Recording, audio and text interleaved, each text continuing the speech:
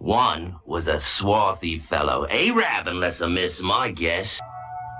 Oh, English toffee, my favorite. The other was an old English gent. Sorry, you'll have to open this yourself. I've never been any good with these things. I hope that helps you. If this is an inconvenient time, perhaps I could come back. Care for a drink, huh?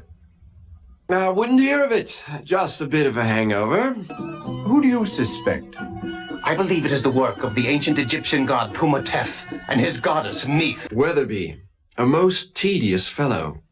So tedious, one might want to do him in. What is the truth, Mr. Travis? I am too occupied at the moment to concern myself with these so-called mummy murders. The truth is that the Egyptians discovered the secret of life. What we call science is mere child's play. Now, the thing what does strike me as odd is the passenger list of the Eastern Empress. Look at this. Do you know what this is? Abdullah al-Saud was also on board. It appears to be a mummified animal of some sort, a monkey perhaps. Precisely. Well, whatever it was what Fahmy was carrying, I'd say it was something those Turks wanted to get their hands on. Uma Lotus. Licantina. Burura.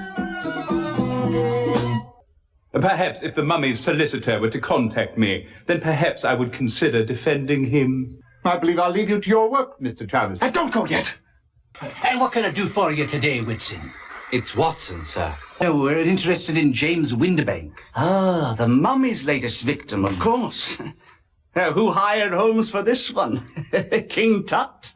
They look precisely like hairs. Of course they look like hairs. Thank you very much for your time, Sir Jasper. We're very much appreciative. Not at all, Watson. You will let me know when you've convicted the mummy. Just extraordinary, isn't it?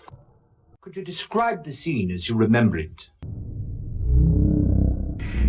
I'll never forget it. Weatherby was seasick from the beginning. Poor bloke's eyes popped out like a couple of sausages on a hot iron skillet. He's a good-looking bloke, except for the dirt under his fingernails. Our accommodations were positively abysmal. Mr. Holmes is not interested in your incessant whining, Louise. He once adored me. No doubt. Mumsy will be with you in just a moment, Dickie Keens. Dickie was so disappointed. He so wanted to see the Sphinx.